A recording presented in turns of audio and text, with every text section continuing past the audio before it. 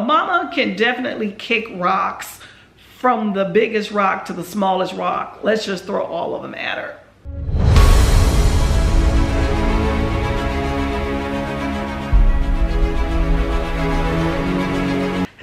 Book people, it is Courtney here.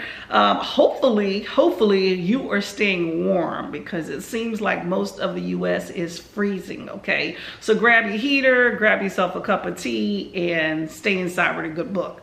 Now, a good book that I recently just finished is called The Darkest Child by Delores Phillips. Okay, I finished it at work yesterday, and I just keep thinking about it. Okay, on the whole way home, I was just like, some people should not have kids, okay?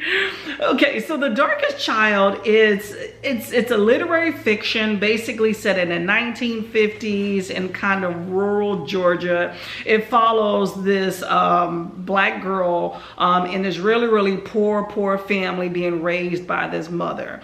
And you follow her experience over a few years, basically of just a horrible mother that subjects her kids to so many horrible things. Okay, so you have Tangi May. She's like the sixth kids of 10. Okay, so mama was busy, right? And single parent, mama's like, I don't know the daddies, not even mention them. Truthfully, kids it's just not even a thought. Okay, this is mom, right? And mom just, it's physical abuse, it's emotional abuse, it's abject poverty, like forced poverty, having the kids work to support her, just putting the kids in just very bad situations that they should not be in. Okay, it just made me think about why it just made me upset. Okay, because I know there are probably some kids that have been in those situations in the past, and maybe even today. Okay, it's bad enough that, you know, this is Jim Crow time. They're talking about like desegregation, and you have people that are fighting against it. And you know, it's a little small town, so you know they have a lot of their issues going on. And so not only do you have these kids and people living during that time frame already, but then you have a mom that is basically not being a supportive person and just doing everything opposite of what a good parent should do. So that aside, with the craziness that happened in the book, I don't want to spoil it, but just bad stuff, just bad things. I'm just so upset. Like, these kids are going to be traumatized for life. Okay, and you see a lot of that. There are 10 kids. Mom does some very horrible things to all of them. Okay, and one even includes, there's some mortality issues, let's just say. So that aside, in this book, I do think there's some very morally gray issues even outside of mom.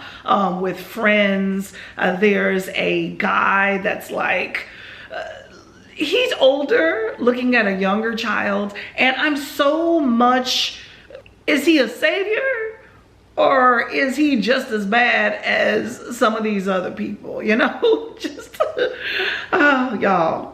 I did like that this book looks through the eyes of a child, so you get to see that perspective of that innocence in discussing many of these issues. So I did appreciate that, but I think any adult would probably feel the same way that I do when it comes to that. So mama can definitely kick rocks, from the biggest rock to the smallest rock. Let's just throw all of them at her. But I will say this, that no matter what someone's upbringing is, there is always the potential, and I do say potential because I know it's easier said than done, to elevate yourself beyond what that upbringing was. So for anybody that is raised in a very abject situation, just know that there are people out there that care. So Tangi May, I salute you for all of the things that you've done. To the Mushis of the world, to the Harveys of the world, to the Martha Jeans of the world, to the Tara Bells of the world, the Lauras, the Ednas, the Wallaces, the Sams, and the Judys. Just know that you are seen and that it is not your fault. Take care, y'all.